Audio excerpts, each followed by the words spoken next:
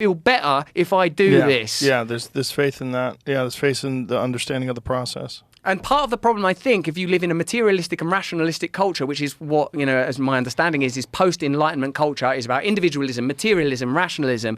If you accept those as the driving ideas, then in the end, the only things that matter are the things that you can measure. And there's no doubt that science, technology, medicine are marvelous, magnificent tools, metrics, ways, lenses for observing the miracles of nature and the cosmos. But when they start to drive economic models, you can't make the same claims for objectivity of science when the science is a subset of an economic model. You can't make the same claim. They're only looking at what they're looking at. Who's paying for it? Who's paying for those studies? How are those clinical trials conducted? How much of the information is released? And I think that that's really what the pandemic was a lens that showed us a lot. It showed us stuff that's always happening, but it concentrated it and showed us it in an observable timeline. Normally it's too diffuse and across too many issues. Go, hey, are these guys all cooperating, collaborating and conspiring with one another to ensure that their mutual agendas are being met at the level of global corporatism, bypassing national sovereignty, not putting ordinary people's interests first? And I suppose that the reason that I'm fascinated with, spirituality in particular is because that is your private little haven. That is your sacred cathedral within yourself where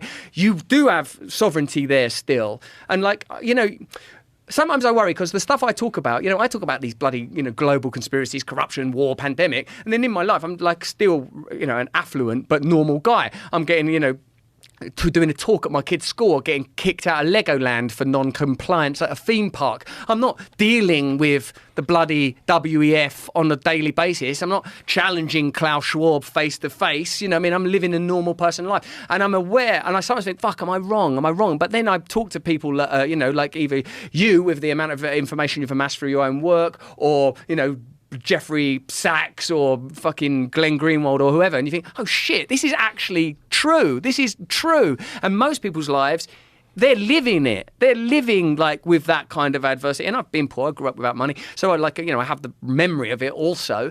But it's not just abstract. This is not just some theory about how life should be organised. This is the slow grind, oppression and centralising of all resources at a level that's totally undemocratic, that's annihilating people's lives while telling them that it's somehow benefiting people that I don't think it benefits either. I think it's it's useful to remember that this is an experiential, actual thing, not just something I do on the internet and talk about. It's, because you go out in Austin, you'll talk to a cab driver that will tell you, oh, all of the music venues shut down during the pandemic. And we can see now what the trends are. We can see now how it's affecting people. And I feel like, well, where is it that people are going to get the courage to change from? Even if is that courage about how are you going to make your life within this system better? Or even, how are you going to participate in challenging and even overthrowing these systems by the great resources that are within you? And that's, I suppose, one of the things, because I have good faith in people. Mine is not a bad faith analysis. Oh, people are bad, they're selfish, fuck them. Mine is, no, I think people might be beautiful, even though all the time I know that I do things that corrupt and I make mistakes and I know that other people have wronged me and all of that. Because I believe in those things we've discussed. Forgiveness. I feel like, no, actually, the resources are there. It's possible. It's possible. That's where, for me, the evangelicism lives. And that's why I'm interested in themes and ideas that are not curtailed within any individual culture. And shamanism is a good one because it predates monotheism, it predates nationalism. It was there already. Human beings have a tendency to seek out mystical experiences, to have a relationship with the divine. Yeah, and you're clearly right. And humans can be wonderful. We know that. That is one of the possibilities. We just have to figure out a way to make it so that they're encouraged to be wonderful most of the time. And we're all capable of being shitheads, and we're all capable of being the best version of ourselves that we can be. But this has to be sort of established as a narrative that you should probably be the best version of a person as you can be. And one of the things you're going to have to do if you want to do that, you're going to have to be compassionate. You're going to have to be kind. You're going to have to be charitable. You're going to have to recognize that people make mistakes, and you're going, like, if this post-pandemic shit, you're gonna have to forgive people. You're gonna have to forgive them. You're gonna have to let things go, and you forgive people not just for them. You also do it for yourself. Yeah, that's principles you've described, and I suppose principle is a belief that transcends circumstance. It's not just I have this principle until it's inconvenient, then I Right. fuck it off and have another principle. Yeah, and it's because it's so easy to be the. You want some drink coffee? this? Yeah, Yes, get it, please. buddy. Thank You you. can told them, and I was right, and like, okay. Do you feel better when you do that? Because I don't. I never feel better when I do that. I feel better when I forgive people. If I'm right, great. I'm great. Great. I was on the right path. So what? So they were wrong. So I don't care.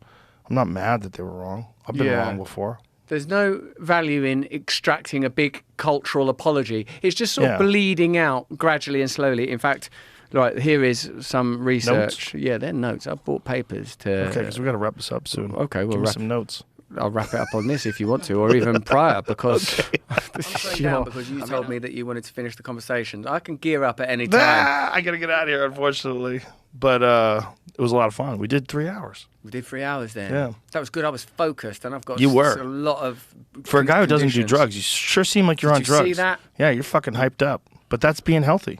That's what it can do. Focused. Energy. All I need to do is every day do tapping, breath work, cold plunge, meditation, yoga, Brazilian jiu-jitsu, and then I can have a normal conversation like a fucking adult. Can you, though? I mean, you have conversations like that. That's not normal. It's kind of hyper normal. Yeah. Yeah, it's better. It's better. It's better than normal. I can see that this is how you socialise. Yeah. It's easier for you to do this than normal life, I figure. It certainly is for me. Sometimes it is, yeah. Because sometimes normal life is it's too sedated. It's not as exciting. You know, there's the thing about conversations on podcasts where you're locked in with headphones on, you're talking into a microphone, and there's the understanding that millions of people are going to listen to it. It makes it like juices it up more. Yeah. You know? Yeah. Listen, brother, I appreciate you very much. I've loved watching this path that you're on, and I think you're really sensational at what you do. And I'm really glad you're doing it. I'm Yeah. glad you're out there. Thank you. Thanks Appreciate for you very much. Thanks. You too. Thanks for the hospitality and inspiration. My pleasure. All Cheers. right.